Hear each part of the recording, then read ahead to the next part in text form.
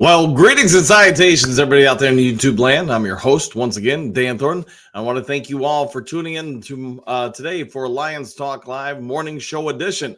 And hey, what do you know? We've got some good news. We got some good people in the comment section, I can tell you already. And where it's a Lions fan, hey, you're in the home stretch until the playoffs. You got 6 games to go. And man, we should all, I think, be a little bit thankful that the Lions are 8-3, not 3-8.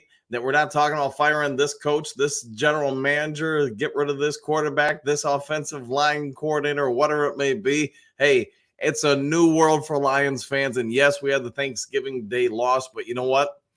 The San Francisco 49ers were 5-0 before they went 0-3, and now they're back to, probably about where everybody thought they'd be, maybe a little bit below. But before we get into all that, as you probably know, if you watch the show, if not, if you're new to the show, let me help you out. Lions Talk Live, we're trying to make a push to get to 4,700 before kickoff on Sunday. I think we're about, 50 players, or excuse me, 50 subscribers away. So if you could do your part to help out with that, that surely would be grateful. Also, while you're watching the show, if you're enjoying it, hit that thumbs up button. As I'm sure you all probably know, it really helps a ton. All right, one last thing I got to get into. If you're looking to buy or sell property in the state of Michigan, feel free to give me a call, 269-998 2384. Work anywhere from the Upper Peninsula and the Lower Peninsula. I'm going to actually be showing a hotel over in Iron Mountain area of the Upper Peninsula in about a week, and I think you get it. If you're in Detroit, Ann Arbor, St. Joe, Niles, Climax, Scotts, Grand Rapids, I service the entire state of Michigan. So give me a call. Let me see if I can put over 30 years of service in the industry to your behest, save you some money on either the property you're looking to buy or sell. Give me a call. All right, so we've got a bunch of stuff happening, shaking in the comments section, and I know I always struggle to keep up with things because it gets moving over there early. So let's get it going. All right, Phil, greetings and salutations. Same to you, Phil. Hopefully you're having a great day. Phil, what's the big deal about Hooker? He's a long way from being ready to play. Phil, it's a great question. I think it's just basically people want us, the backup quarterback's always the most popular guy on most NFL teams. It's hope springs eternal. This guy has got to be better than this guy kind of deal. And, Hooker's got, let's be fair, he's got a lot of the things I think the measurables everybody'd be looking for. Rocket arm. He's fast. He's seems to be a leader. He's charismatic. He's got a lot of qualities that are endearing to people, whether you're in the fan base, coaching staff, whatever. But to your point, and I think, we all should take a moment of pause here and just say, hey, this kid's just getting back he hasn't played football in a year, ACL injury recovery. I mean, they're going to nurse him along. The best thing about him coming back now, though, is he's going to be able to get some reps in practice and such the rest of this year. So let's just assume 2 months worth at the least, including the playoffs. He's going to be able to get some nuances out there. He's going to get some repetitions. He's going to get some growth development. Mark Brunell is going to be able to work with him. Campbell, Brad Johnson, everybody's going to be able to work with him. The other part of it is this also gives a window of opportunity for the front office to see him. And I'm going to say something without saying something, so I'll let you guys interpret this how you want. About 2 weeks ago, I reported that Jared Goff's contract negotiations broke off. 2 weeks later, Hendon Hooker is now able to practice. Is there a correlation between the two?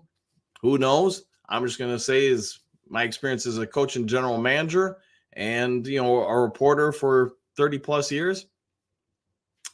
It's usually the case where they're not exclusively separate stories. The team probably had a clue that Hendon Hooker was going to be coming back.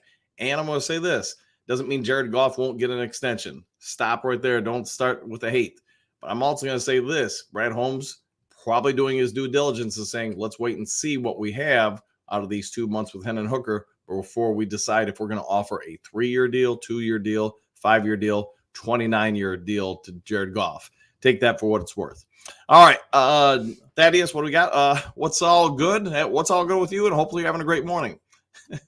Five Fingers Freddy, greetings and salutations, everyone. I'm up early enough to catch one of these live. Well, I'm glad you're up, man, and hopefully it's for good reasons.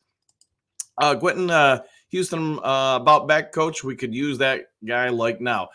So as you saw in the thumbnail, I got a little bit of information yesterday, but because of coaching responsibilities, and I didn't really think it was like breaking news worthy, but I figured I'd bring it up in today's show. So Houston's probably going to be back a little bit sooner than later. Um, according according to my friends that I trust that work in the industry over there, I think we shall probably expect either December 17th or 24th. Those are the two target dates the team unofficially has for James Houston. So that would be, in case you're wondering, that would be the Broncos and or the first game with the Minnesota Vikings. So apparently he's made significant progress in the last week or two, to the point where, his legs are really strengthening up, or, when you injure one leg stays strong, the other one kind of gets a little weaker. He's made some real significant progress there. I get a week or two ago, I did a report on it. You guys could see him out there in the videos doing stuff, yada, yada. He's coming along real nice, I guess is what I could say. And he's going to be back this year. There's nothing official yet. This is just me talking to my buddies who I trust, same as always. And I'm going to say this, he's going to be back, and those are the two target dates for the team. Now, in regards to Gardner Johnson, they have set a deadline. And, man, talking about going razor thin here, they say he's got to be ready to return by December 30th. That would be the Cowboys game, or they're probably going to have to shelf him for the rest of the year. So, obviously, I get it if I'm a coach. CJ, you need him back for a game or two before the playoffs. Otherwise, do you really want to risk it, him being out there versus another player that is healthy? Because in order to put him on the roster, somebody else has got to go. So that's the target deadline. So the good part is you get a couple more games in, 2 more games in, and you potentially got James Houston back. You get 3 to 4 more games in, you've got potentially them both back. And I get that would be a big plus for this Lions team going into the down stretch. The other part is you saw in the thumbnail with Jonah Jackson, he's probably going to be playing this week. He's testing it out yesterday in practice. Doesn't seem like there was any big setbacks there. So as long as everything holds true today, they're going to take it easy on the team and everybody Friday before they, jet on off down to New Orleans. So it's good news for Detroit, because obviously Thanksgiving Day, we got exposed a little bit with some of our backups, and we got exposed badly. So Jonah Jackson's return would be a major plus to that offensive line. Michael, what do you got? Howdy, Dan and Lions faithful. Howdy to you too. Hopefully having a do one. Mile marker, good morning all. Let's hope Seattle manages somehow to win over the Cowboys. Right now, the boys are 8-3 also. That is true. The good thing, I guess, in regards to the Cowboys is that they're second place in their division currently, at least. And man, they're really going to have to come together to catch the Philadelphia Eagles at this point. All right, not that they couldn't do it, though. Not that they couldn't do it. But anyways, Brett, yeah, Phil, everyone overreacting to Hooker finally being able to practice. Great news, but it's getting ridiculous how many people think he's going to play right away. Yeah, unless this guy's just that guy where they're like watching him out in practice field like, man, we can't wait to get him on the field. I think this is more just for evaluation purposes, Brent and Phil and everybody else watching. I think it's just an opportunity for them to do a deep dive, look at him, see what they've got in them, and man, make some educated guesses, because that's really all I think they're going to be able to get out of this year in 2 months. They get a pretty good assessment of where he's at and what they think they may have with him. So yeah, I think there's value in having him back, but I don't think he's going to be starting anytime soon.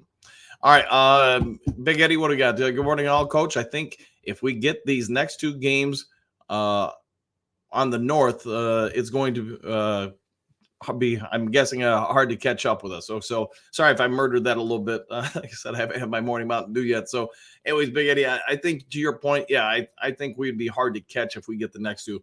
Because we played Minnesota twice, though, it's not impossible. But I do think Minnesota's got a real opportunity to lose another game, maybe 2 before we play them. If they do lose 2 before we play them, then yeah, they've got no chance to catch us. If they lose 1, I'd say their chances to catch us are pretty slim. But some of that also, to your point, we've got to hold up our end. We've got to get some wins. We get a couple more wins and they get even 1 more loss, then yeah, the North is probably ours. All right, Spencer, Philly Wright, that kid hasn't done anything yet, and everyone is talking about him as if he's the new Brady. It's just, again, the backup quarterback, he's got to be better than the current one, right? And that's been that way in NFL teams for decades. Everybody's always better until they get in there. then they're not.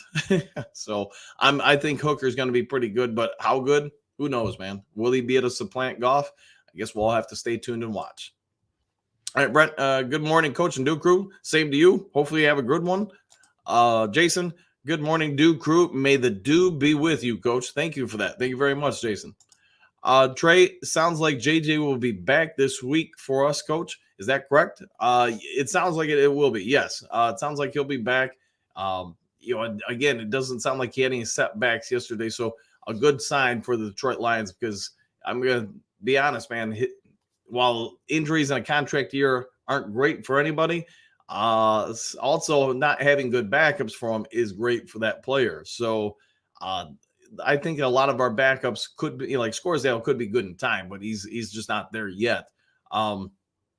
So yeah, for JJ, yeah, it'd be great for him to be out there, and man, his value to the team seems to be more and more noticeable. Brent, no Donkey Kong, a Super Bowl or bust. Thank you for filling in. Hopefully Donkey Kong shows up here during the show or something. Susan, what do we got? Trey, we need them back. The backups got roasted last game. Yeah, they did. They did not have their best games. Brent, yeah, maybe later in the show. Yeah, agreed. All right, T. Bourne, what do you got? Good morning, all. I'm sticking with 13-4, so only one more loss. T, who do you got us losing to the rest of the way? I mean, I would take it. That'd be a great season for Detroit. Phil, is contract talks becoming a problem in regards to who? Phil, Jonah Jackson, Goff, let me know, man, and just put it in the comment section. All right, Kevin, greetings from Zealand. I'm feeling good about this weekend's games. 10 days of for Coach Campbell to figure it out. Yeah, and I know a couple people like Curtis Steele had a comment yesterday on the video that 11 games, or excuse me, 3 games in 11 days. That's tough on people, and especially I think Curtis is 100% right. Especially if you look at like the parts of the team that didn't play well, the offensive line, especially for Detroit. As banged up as they were, as much grind as those guys take, I think, yeah, he could be 100% right that could be why you've seen some of the backups really not play the way they have in other games. I think they were just worn out, beat up, and just didn't have any gas left in that tank. Brent, JJ's practice probably went up. JJ's price, probably went up after the last game. We need him on that line. Yeah, his value is really standing out, isn't it? Because when you see him in there, man, we're a completely different team on that offensive line, and it does affect everything. It affects the running game, the passing game. That's the one thing with when you invest in offensive linemen. I mean, those guys don't come off the field rarely, unless it is injury or some sort of situation like that. So if you can get whatever you can to get him in, if you're going to re-sign Goff, I know I've said it on here before, I'd be preaching to Goff, hey, we can pay a pretty good money, but if we pay elite money, some of those guys blocking for you are going down. We're not going to be able to re-sign them all. So who do you want to keep? Who do you want out there for you? You need to kind of help us help you. Help me help you. The old McGuire thing, right? So, yeah, his price, yeah, he's going to justify whatever he gets. Phil, is JJ holding out? No, Jonah Jackson isn't. He has was it for the last few games? I don't know if he had a fracture in his wrist, but he did some good damage to it. And it sounds like he's back now. So it's been almost 3 weeks. He's healed up enough where he feels like he can go. Gmo, what do you got? Good morning from Little D, Texas. Go Blue and Detroit Lions. Good morning to you. So Little D, Texas. Let me know where that is, because offhand I don't know. But go ahead and throw it at me, man. Brother Ken, good morning. Dan, the man. Do you think rookie linebacker Jack Campbell has been a disappointment? I don't know if I'd, Brother Ken, I don't know if I'd go disappointment, but he hasn't been a standout, has he? He's shown improvement, and I do get maybe the reason why he hasn't stood out more is because they are playing him in new roles than he's accustomed to, so he's having to learn some different stuff. I mean, they've tried to use everybody over on that opposite edge to try to get some kind of pass pressure consistently. And I would say if I were to give him a grade, I'd give him a C, maybe a C plus. I mean, he's been average at times, slightly above average. But the other part is I wouldn't overreact yet. if we get the end of next year and he's still where he is now, that would be a huge worry sign to me. That means he's probably just not getting any better. He's not elevating, and the chance of that happening in his third year, I mean, it could happen, but I would say, he's been steady in improvement. He's making some errors, and some of them are egregious, but he's also making a few plays here and there too. What was it? The Chicago Bears game, man, his tackling was the worst I think I've seen from him, because normally he's pretty decent at tackling. But I think give him another year or so, and then we can probably have a fair assessment, like with most rookies, of where they're at. Phil, did you get your car back? No, it goes in on the 12th. So yeah, they were log jammed until then. I'm going for the 12th. I think they said that maximum 4 days, and then I'll have it back. So hopefully it's not 4 days. All right, One Funky. Good morning, all. Good morning to you too. Brent, Captain Jack could get a lot of snaps this week with AA being out. I hope he shows us some progression. Yeah, and that's true. He'll probably get a bulk of the workload along with Barnes. Rodrigo will probably see a little bit more reps. And again, that's assuming Anzalone's out. But right now, to your point, I think it's leaning that way. Pierce, what do you got? Good morning, Coach. Injury news: Anzalone and Jackson okay. Anzalone's iffy. Jackson sounds like he's back. And Pierce, I don't know if you saw it earlier in the show. I don't know when you tuned in. Looks like Houston will be back. Let me pull back up the notes. They're targeting a Broncos game on December 17th or the 24th, and that they're giving a deadline to CJ Gardner-Johnson for December 30th. CJ's got to return to action on that game. Otherwise, they're not going to hold a potential playoff roster spot for him. So keep those all in mind, that they should all be, or Houston should be back in a few weeks, and CJ in basically about a month from now, if he can return. All right, Brother Ken, if the D line doesn't improve, should AG be given his walking papers? I think it would be a combination of things. So let's just say, hey, we go through the season, we haven't won the Super Bowl.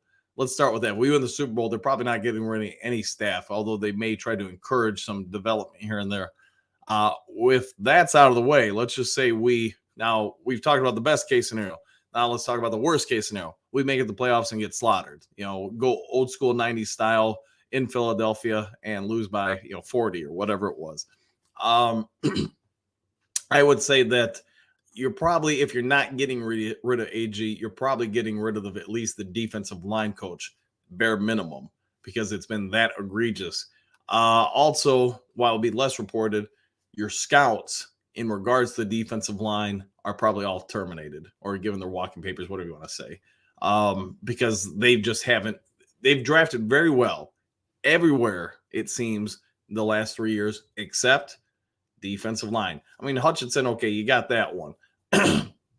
McNeil, I'd say, he hasn't been a stud, but he hasn't been a dud. He's been consistent. After those two, though, it's been a train wreck. Let's be honest. A lot of them just aren't panning out. Now, maybe they need another year. All that I get. Not everybody goes on the same developmental path. But Brother Ken, I would say this: you're probably seeing a couple people lose their jobs over this season in regards to the defensive line.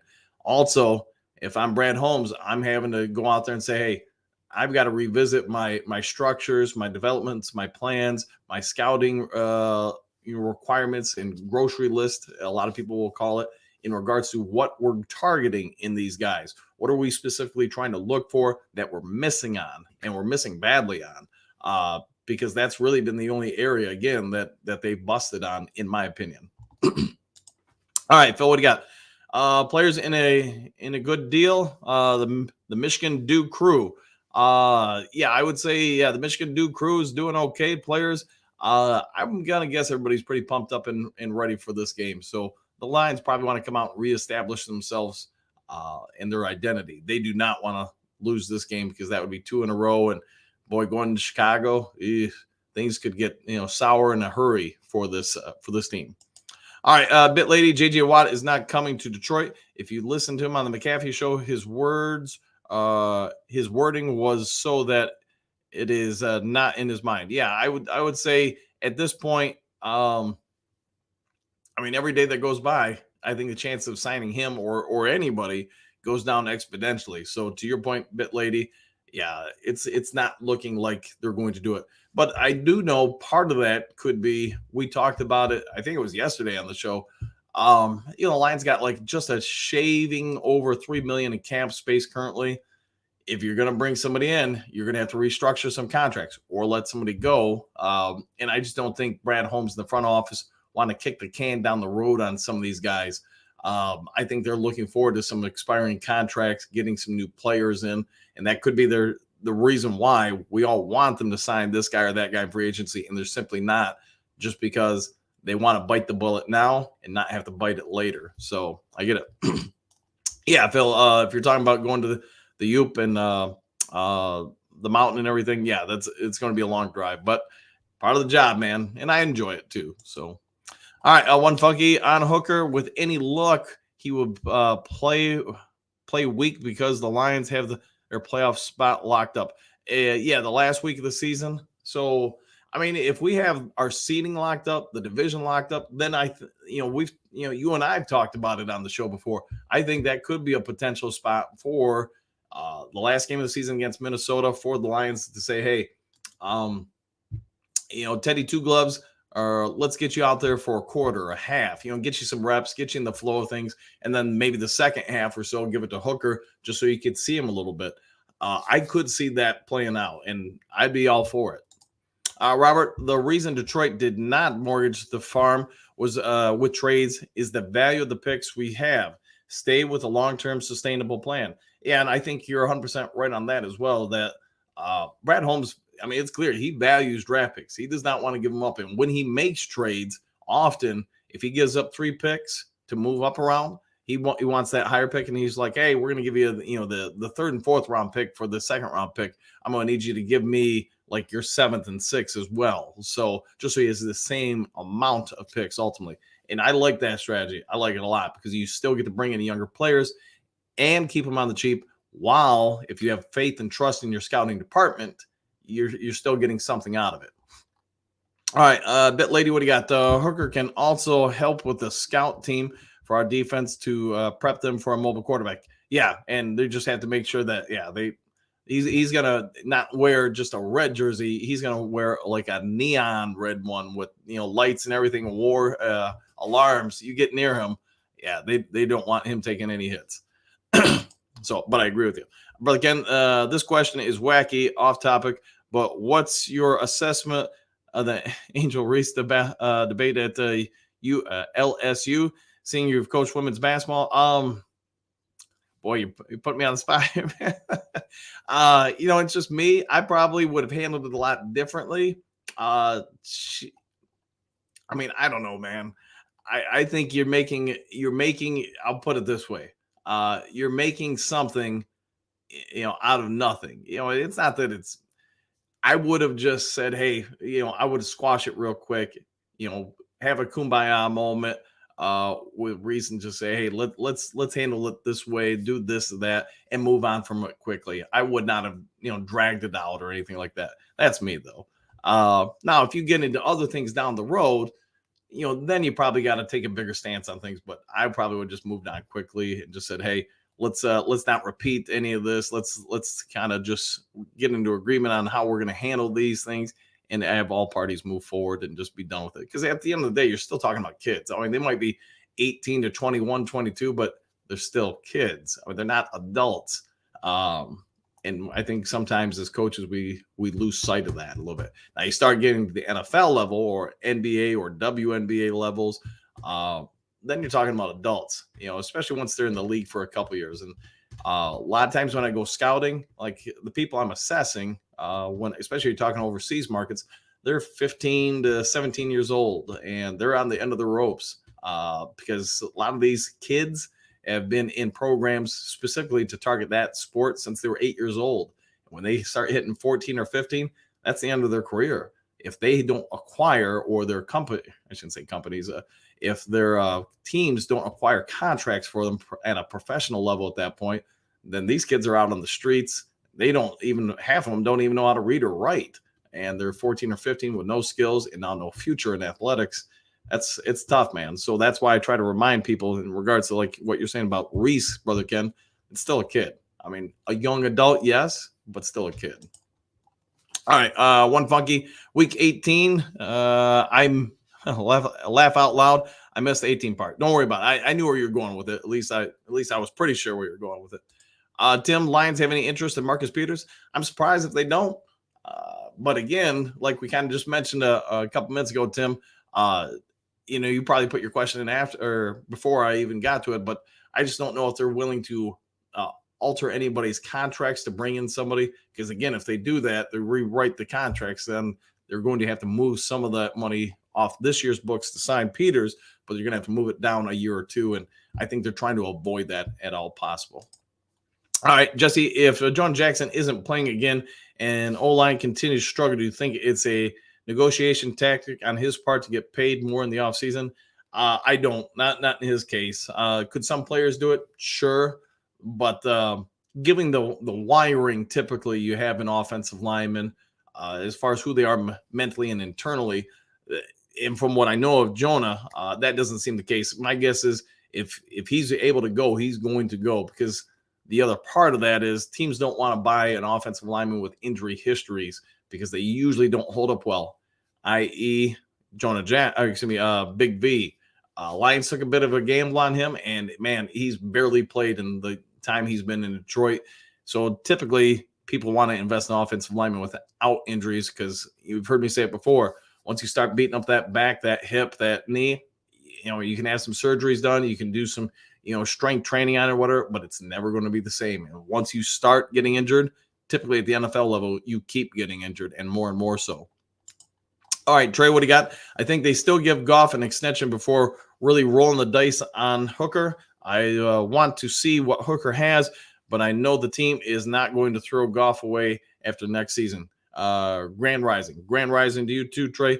And yeah, I think that's what they're trying to it's my guess. I don't have anything saying this, so take it with for just what it is, my opinion. My guess is they want to see, or at least have some idea in these next 2 months, what they've got with Hooker. And that's probably going to play some factor, because, they still got Goff for a year. Do they extend Goff for 2 to 3 years? Or do they extend him for 4 to 5 years, which I get is what his representation wants. That's their job, right? They want him to get 5 years because that's probably about the max value they can get for him. And then the other parts come into play. If the Lions and the coaching staff, front office, look at Hooker during these 2 months and say, we might have something here, then maybe they wait a little bit longer to extend Goff. Maybe it is this offseason, maybe it's early next season, whatever. And they're like, hey, Goff, we'll give you 5 years, but we can buy you out after, 2 years, 3 years, or whatever. So a lot of things are going to come into play with this. I am all in favor of keeping Goff, because to your point, Trey, you've got an unknown quantity at this time in Hooker. So I wouldn't be mortgaging the future just yet on unknown product. All right, Phil, what do you got? Will Tom Kennedy play at all? Man, it's going to be hard for him to get in the lineup. We've got some pretty good receiver cores. But is it possible? Sure. The coaching staff clearly likes him and has faith, because anytime there's an injury or, something in that wide receiver room, he's usually about the first dude up. Bet lady, I saw a film on Marcus Peters, probably not a Lions guy, taking some plays off, going for that ball first and not the tackle. First guy there must secure the tackle. He doesn't always do it. No, and I get he's been in the league 10, 12 years. I know he's got back issues. He's probably trying to preserve his body as best he can to get 1 or 2 more years in. Because let's be honest, that's just going to help his retirement and his family. And so I get that part. But to your point, he's trying to do, when you watch him play on tape the last season and this year, he's trying to do everything he can to preserve his body, make some highlight reel plays that encourage teams to keep him around or take another shot at him, because, again, that keeps him in the league. All right, Randy, what do you got? Greetings from the great Northwest. Can you tell us more about your coaching career, high school, college, and how serious of a guitar player you are? Guitar player, not very serious, man. I've done it since I was a kid, but I'm pretty limited. I mean, you'd probably want to wear earmuffs. And coaching career, this is my 34th year coaching. I've coached professionally, collegiately, high school, what you would call in the States AAU, but overseas it's a little different in that most of the areas I would cover, like in China or the Middle East, kids, and I know I talked about it earlier, when you get to like 8, 10 years old, your family's basically putting you into a sports program and you're there like it was a college. I mean, your kid's there for a long time. They ain't coming home very often. And it's just part of the cultures there. And especially if you're talking less well-to-do countries where it's the chance for that kid and their family to get out of the gutter. Basically, that's the most honest way I can put it to you. They're going to gamble that kid's entire life on what they can do in athletics in one particular sport from the ages typically of 8 to 14. Maybe in some cases it gets extended to 15, 16 if they think that kid's going to still grow and develop and stuff. But it gets real hanky and shameful in some places. I mean, you start looking for certain cuts on the arms and on the legs when you're over there scouting them, because you know what? Chances are some of those 6'8" or 7-footers, they had surgeries to take them from 6'2", 6'4" to 6'8", and yeah, it's no joke. And it's never any fun having to go up and tell that team that you can't offer a contract to that kid, and that kid's about ready to, as soon as you do it, they probably got a day or two until they're out on the streets, homeless. It's tough, man. But hey, it's part of the job, and it is what it is. But yeah, I've enjoyed the career and the people I gotten to know, and and then obviously the coaching aspect too. All right, Man Bear, what do you got? Good morning, Duke crew. Good morning to you too. Bit lady, Detroit magic number is 4, I believe. I'm assuming you mean on the wins. Yeah, they get 4 more. Nobody's catching them at that point. Somebody had it in the chat yesterday, and I guess me being captain oblivious to the obvious. Yeah, the Lions get the 12 wins. Nobody else can catch them in the North. All right, Scott. I wonder if the people who are getting ahead of themselves with a rookie quarterback with 0 NFL snaps are thinking he'll get in over Teddy if need be. I doubt it. Depth is good, but chill, y'all. Let's go Lions. Yeah, Scott, I don't think, it'd be my guess at least, I don't think the front office or anybody are trying to get him out there as replace Teddy Bridgewater. I think what they are going to try to do, though, is just, again, evaluation, see what they can develop with him during 2 months. And then if the opportunity arrives, the last game of the regular season, maybe give him a half to play with, again, just to see how he's processing information, how quickly he's, maintaining that information they've given him and developing some of his mechanics. Because every NFL quarterback from college to the NFL, they're going to go through some changes. They are going to tweak you a little bit more as far as your release structure, your points of release, your grip on the ball. I mean, everything gets analyzed. Nothing is left unturned because especially at the quarterback position, I mean, that is the golden ticket. That is the mega millions. You hit with that, especially a 3rd round pick. Yeah, that's huge. Fletch lives. What happened? What's happening with Anzalone? He damaged part of his wrist and his arm around the wrist, so some of the tendons and bones. So, I mean, if it was a playoff game, do I think he'd be out there? Yeah, I do. Do I think he's going to play this weekend? I would say it's 40% yes, 60% no. Again, just because they want that thing to heal, so it's not around every week. How long it takes to heal? I mean, only Anzalone can answer that, but I also get Anzalone wants to be out there because that's the team who drafted him.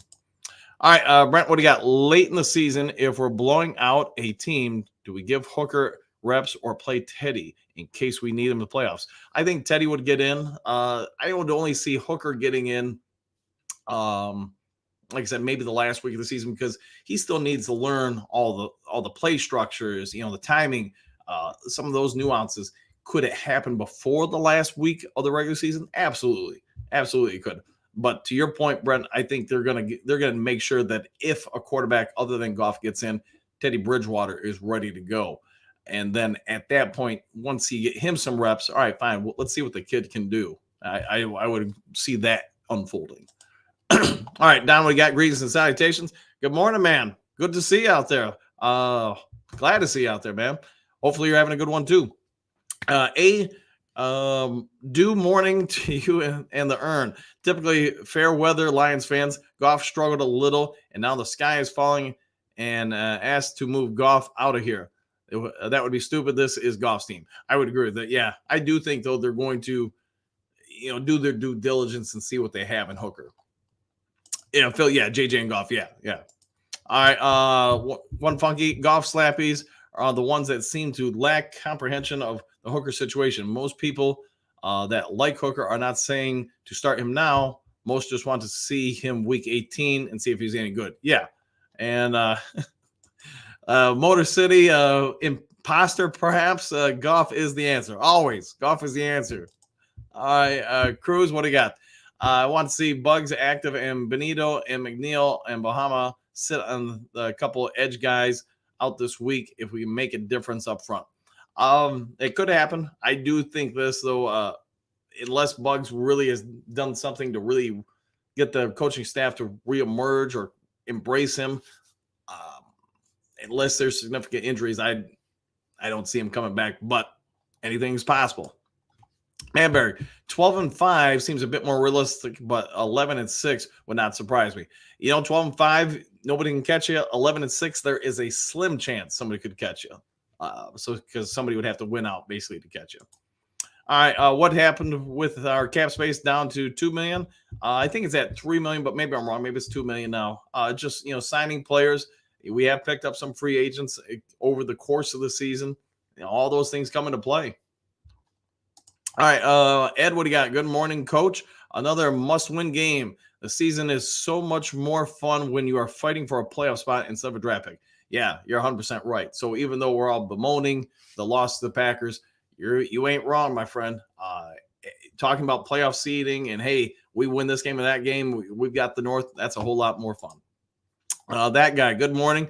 Brock Purdy, Mr. Irrelevant, is good cause. San Francisco has a complete team. 2024 Hooker time, trade Goff during the offseason for draft capital.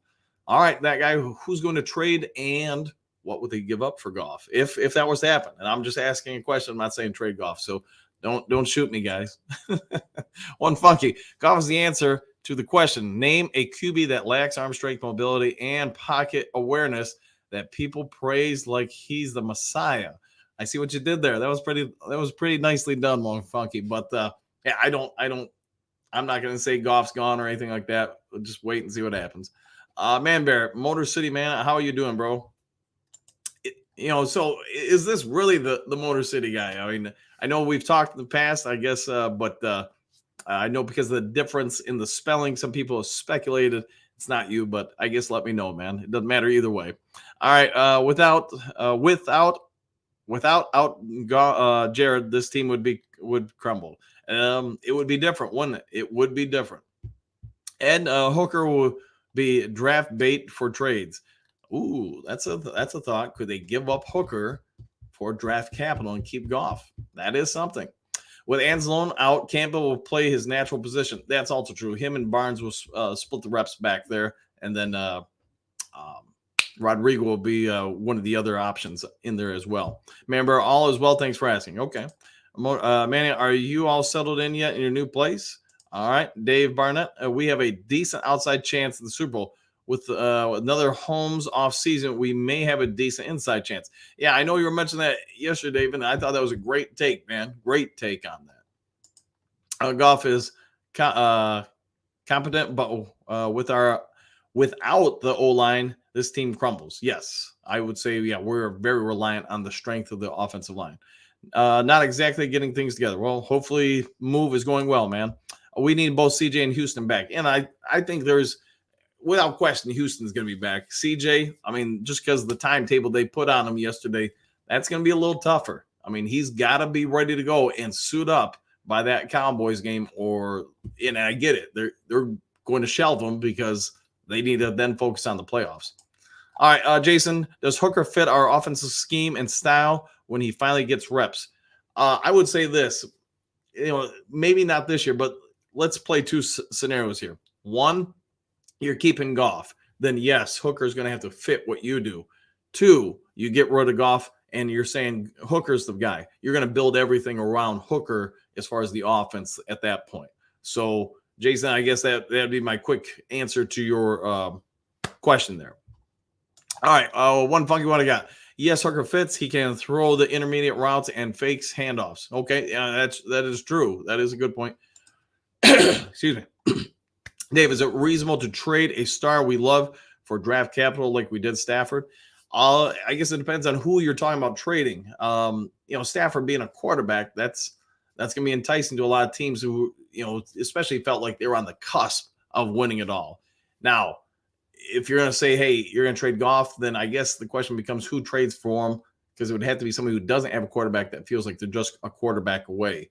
And at least this offseason, maybe I'm not thinking straight this morning because I haven't had my due, but I can't exactly think of what a team that would fit that description. Phil, reports say Bugs is in shape and not overweight. What's the problem?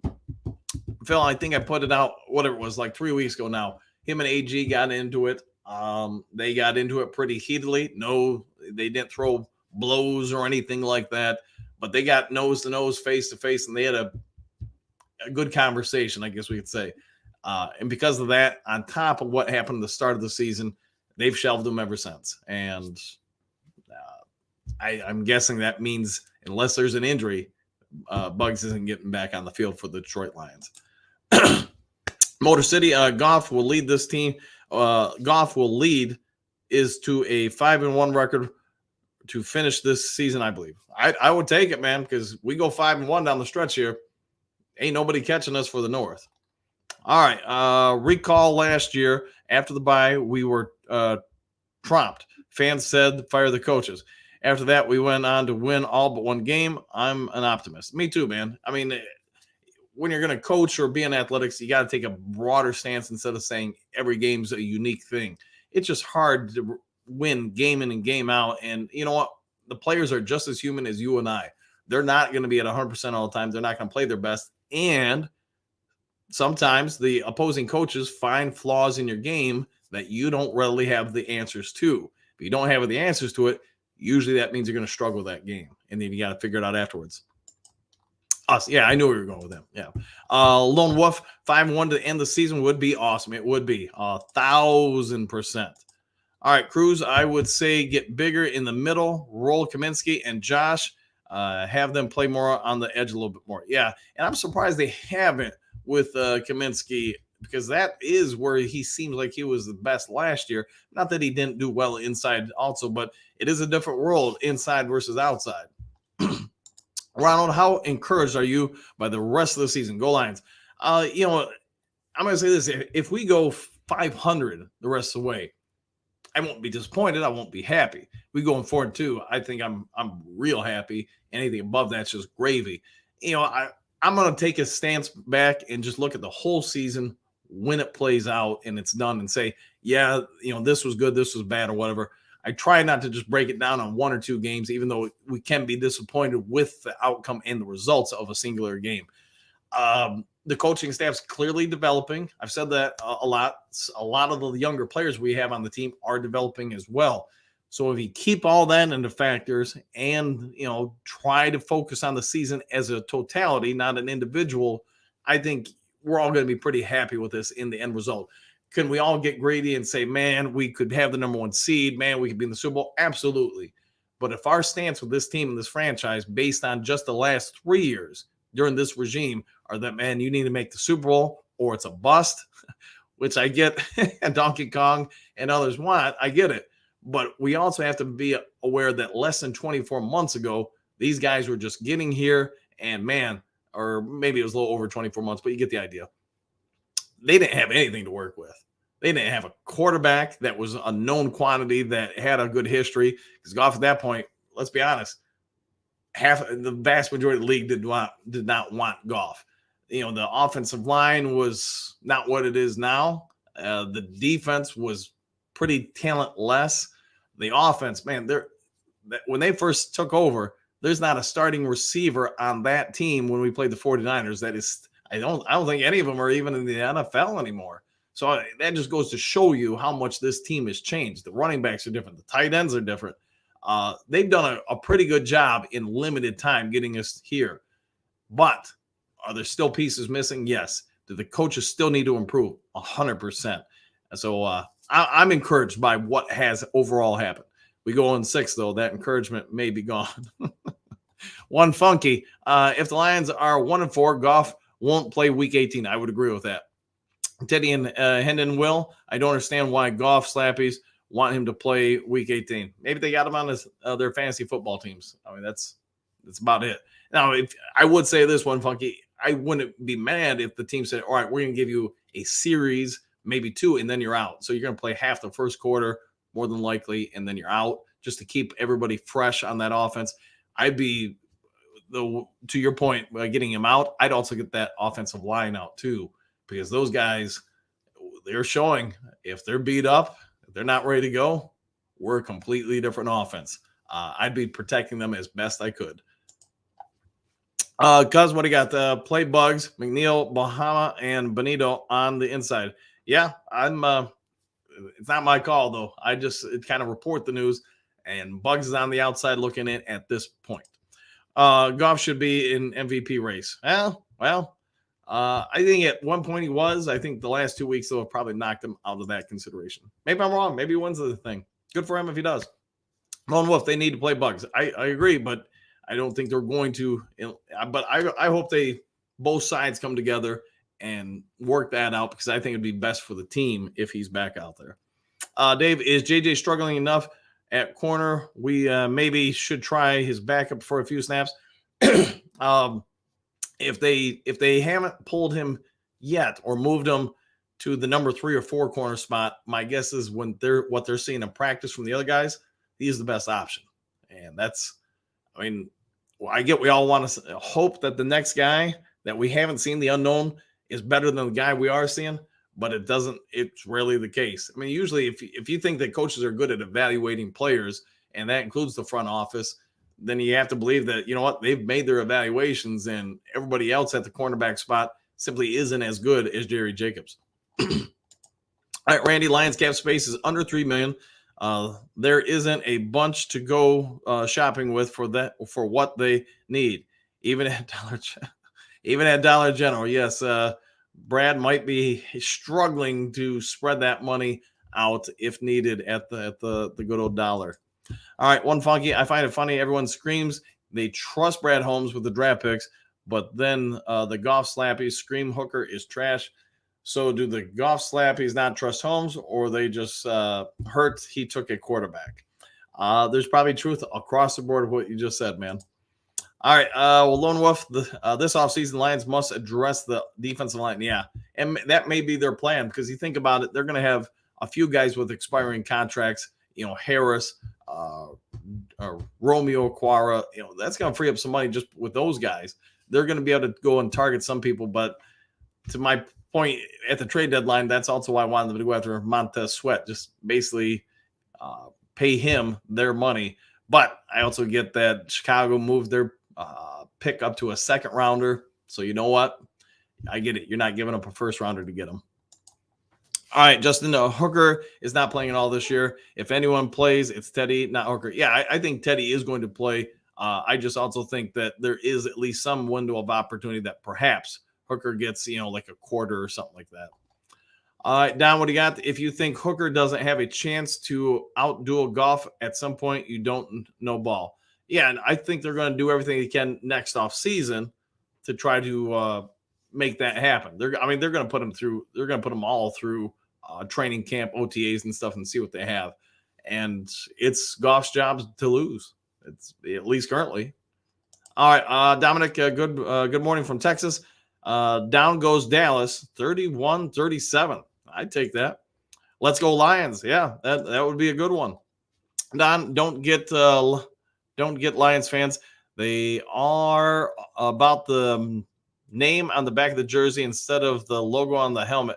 It just blows my mind. That's a lot of, one funky. I think that's a lot of fan bases, though, to be fair. I think we all get fixated on player A or B, and it's part of it. Don, one funky, it's a popularity contest. It is at times, 100%. All right, Don, the same reason Brock Purdy isn't being thought of as an MVP, name and draft position aren't big enough. Well, there's probably a lot of truth to that, one funky. Justin Hooker can go after the job next year. I agree. If you think Hooker has a chance to play this year, you obviously don't know ball. Yeah, I think that they might try to get him in towards the end of the last game of the regular season. I do think they're going to prioritize getting Teddy out there first, though. But you get Teddy a quarter or 2 quarters, whatever, maybe 3 quarters. Is there some chance that they get Hooker, a series or two? Sure, I can see that.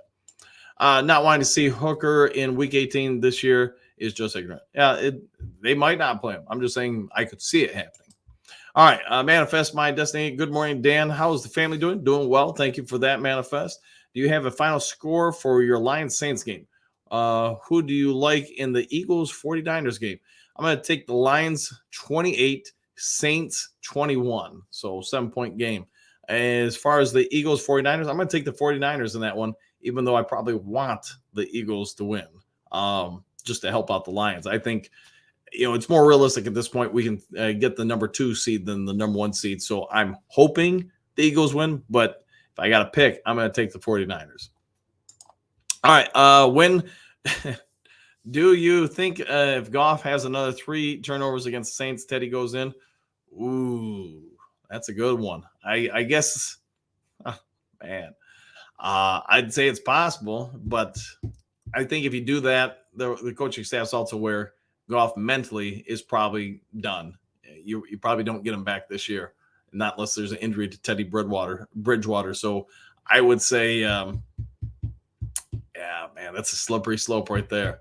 You better hope that Teddy can outdo what Goff has done then, because I do get he's been struggling the last couple weeks. I also think the things that were causing the struggle, I think they're starting to dissipate, and he'll emotionally be able to move on sooner versus later.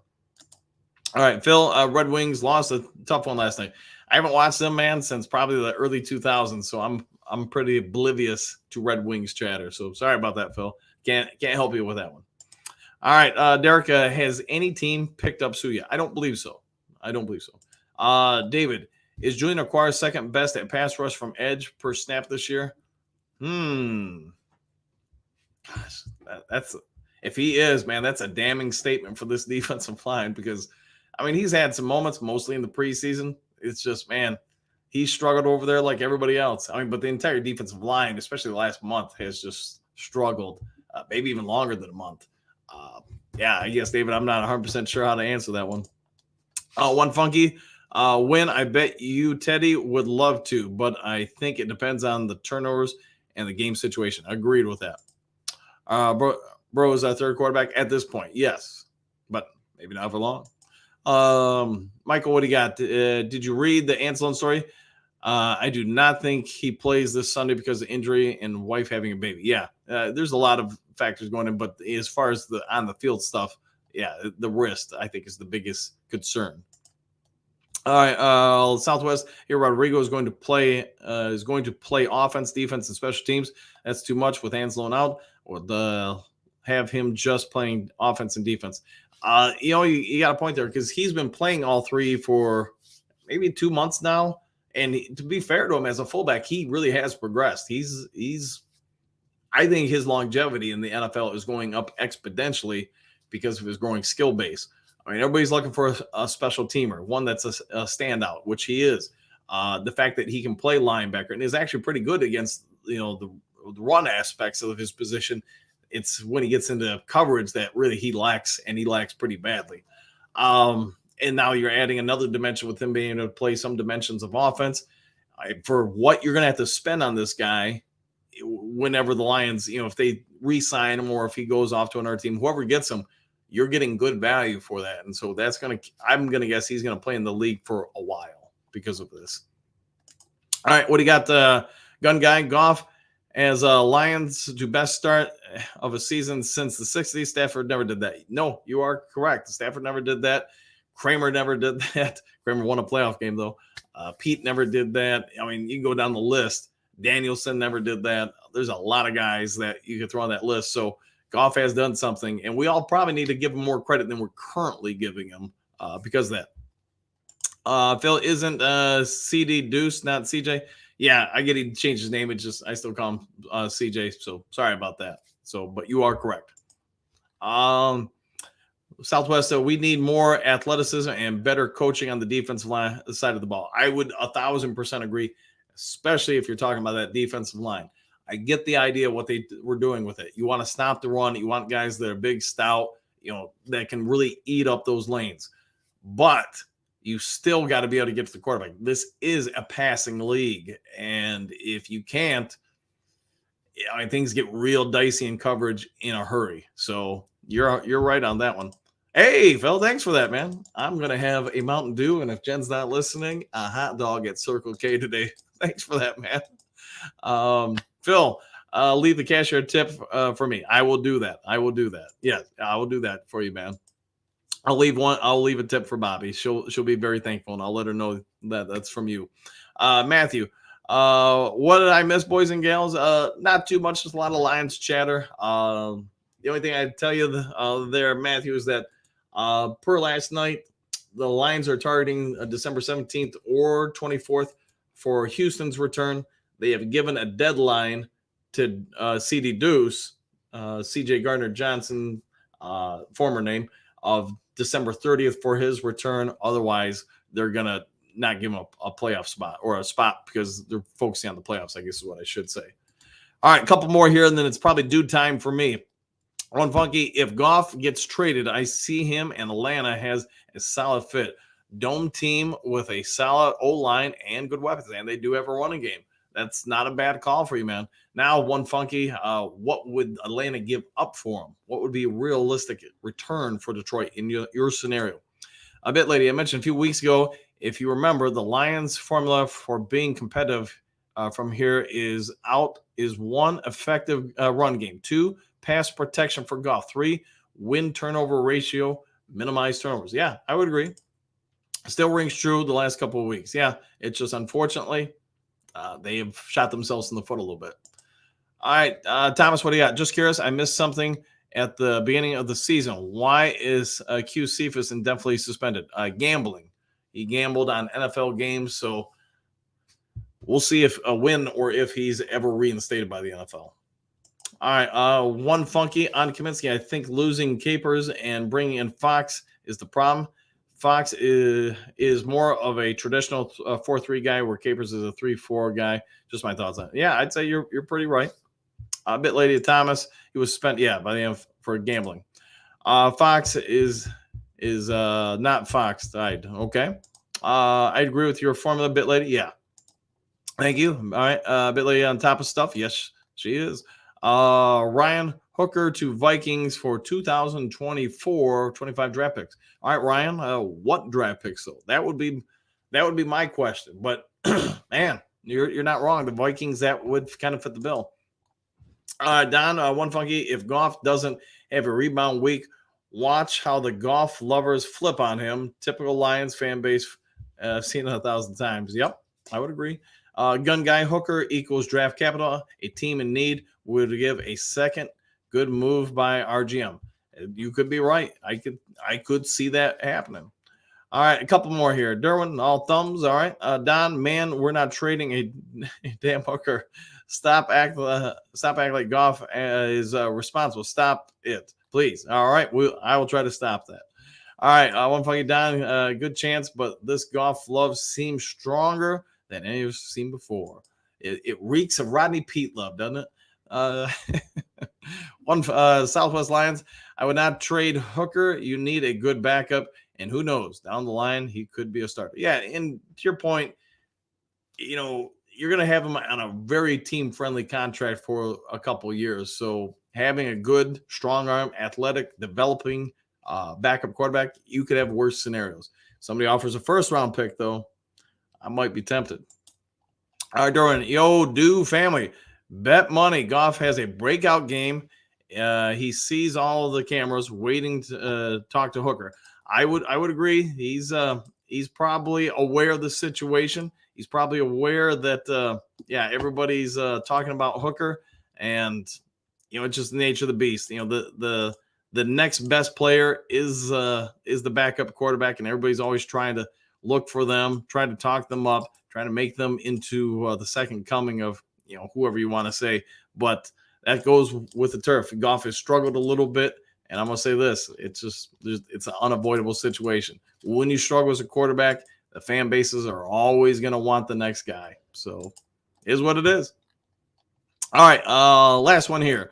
Hooker is coming, Bayou, deep ball to J-Mo. Unlock it. Yeah, that's one thing that I would say potentially is there a little bit more, and not just specifically the connection to Jameson Williams, but Hooker does have a pretty big, powerful arm, and he's going to be able to hit parts of the field a lot of quarterbacks can't.